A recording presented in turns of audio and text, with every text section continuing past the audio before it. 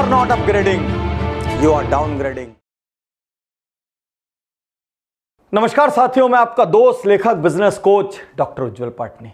क्या आपको गुस्सा आता है? क्या आपकी संतान को बहुत गुस्सा आता है? क्या आपके भाई को बहुत गुस्सा आता है? क्या आपके बिजनेस पार्टनर को बहुत गुस्सा आता है?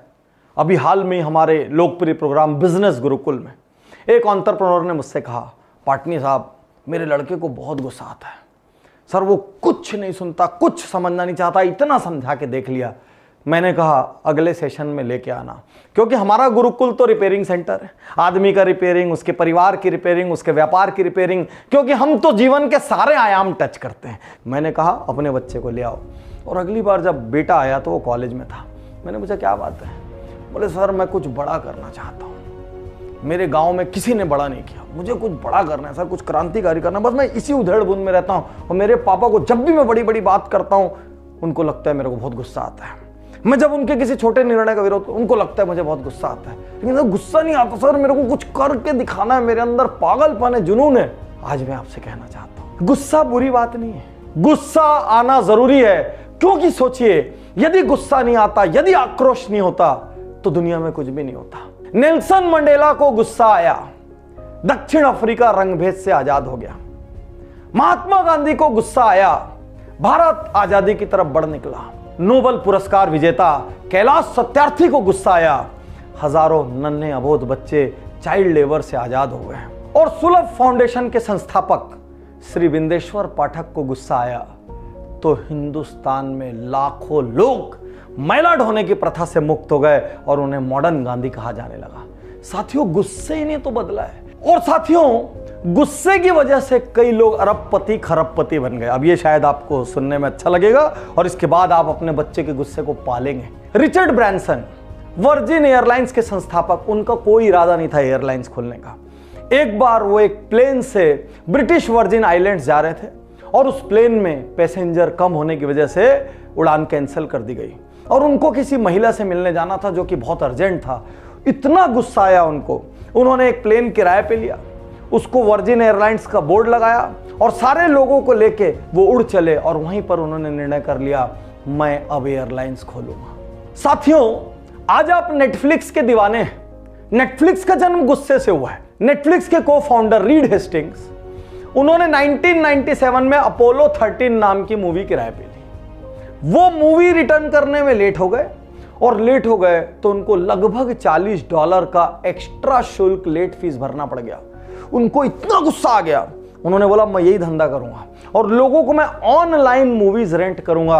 और वहां से नेटफ्लिक्स में मूवीज वाले हिस्से का जन्म हो गया, जबकि उसके पहले वो सामान बेचना चाहते थे इंटरनेट पे। लेकिन इस गुस्से ने हजारों करोड़ के व्यापार को जन्म दे दिया। किस सेक्टर की बात करूं मैं? आप और हम सब कपड़े पहनते हैं। आपने द गैप ब्रांड का नाम सुना होगा, बहुत बड़े बड़े मॉल्स में देखा होगा। डोनाल्ड फिशर और डोरिस ने 1969 में इस ब्रांड की स्थापना की। लेकिन स्थापना क्यों की? एक गुस्से की वजह से। उनको अपने नाप की जीन्स नहीं मिलती थी और वो जीन्स की शॉपिंग करने के लिए इधर से उधर भटकते रहते थे। उनको लगता था लोग प्लस साइजेस, लोग वैरायटी ऑफ साइजेस बनाते क्यों नहीं है।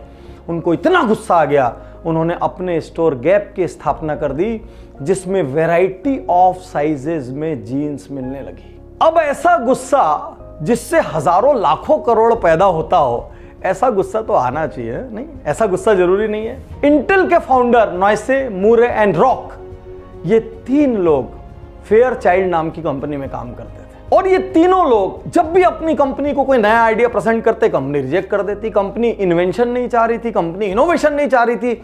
उल्टा इन लोगों को एडमिनिस्ट्रेटिव टास्क में, एडमिनिस्ट्रेटिव डिपार्टमेंट्स में पटक दिया गया। इनको इतना गुस्सा आ गया, ये लोग तीनों लोग एक साथ बाहर निकल गए और इन्होंने इंटेल की स्थापना की। बाकी कहानी आपको सुनाने की जरूरत नहीं है, घर घर में इंटेल है। तो साथियों इस तरह का पॉजिटिव गुस्सा बहुत जरूरी है। लेकिन कौन सा गुस्सा अवॉइड करें? चवन्नी टाइप का गुस्सा।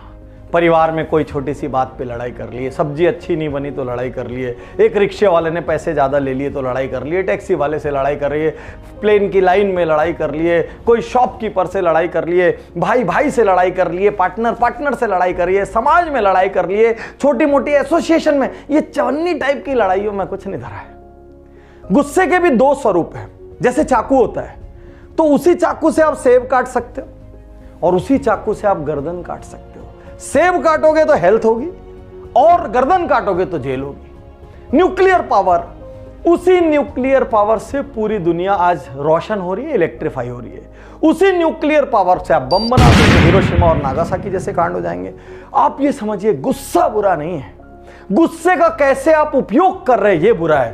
क्यों छोटा छोटा घर, परिवार, समाज, व्यवसाय, क्यों यहां पर गुस्सा कर दो? छोड़ो ये सब गुस्सा, ये गुस्से को अंदर पालो, यहां पर खूब मुस्कुराओ, यहां लोगों को बोलो छोड़े यार, जाने दे, और अपने गुस्से को अपनी ताकत बनाओ, अपने आक्रोश से कुछ निर्माण करो। क्योंकि दुनिया में आज तक हर निर्माण आक्रोश की वजह से हुआ है। किसी को बैलगाड़ी से गुस्सा आया, उसने कार बनाई, किसी को कार से गुस्सा आया, उसने प्लेन बनाया, किसी को बड़े वाले फोन से गुस्सा आया, उसने छोटा फोन बनाया। सब चीज गुस्से से बनी है, कंफर्ट जोन से कोई चीज थोड़ी बनी है। घर में लेट के सोचते रहने से कोई चीज का निर्माण नहीं हुआ, कुछ नहीं बना। आज मैं आपसे कहना चाहता हूं, खूब गुस्सा हुई है, चवन्नी चीजों पे नहीं, उन चीजों पे जिसका निर्माण करने के बाद आपको खुद पे गर्व हो। साथियों, क्या आप भी कोई ऐसे गुस्से की कहानी जानते हैं?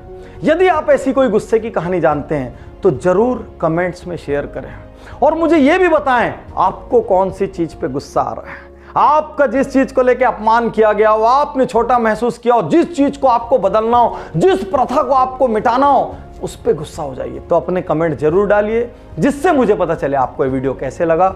उज्ज्वल पाटनी यूट्यूब चैनल यदि अभी तक आपने सब्सक्राइब नहीं किया हो तो सब्सक्राइब कर लें और प्लीज़ वीडियो शेयर किया करें।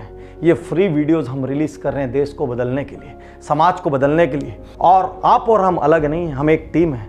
यदि मैं बना रहा हूँ तो आपका काम है इसको शेयर करना और दुनिया के कोने कोने तक पहुँचाना। शुक्रिया, धन्यवाद, थैंक यू।